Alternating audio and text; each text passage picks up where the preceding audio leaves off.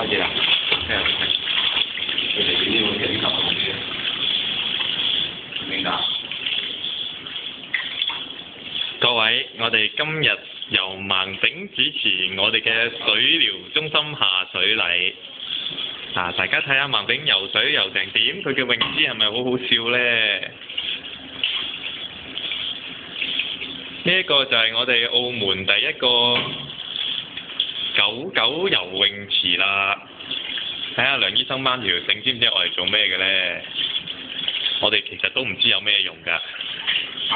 放㗎嘛。哦，就係做一條彈弓。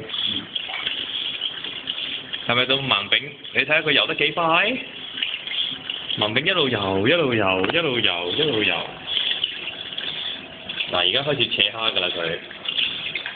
盲炳身上邊嗰一件係我哋特登由外國訂翻嚟嘅寵物救生衣。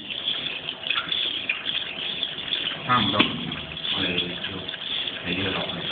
好啦，而家我哋就要盲炳游完咯噃，我哋暫停啦。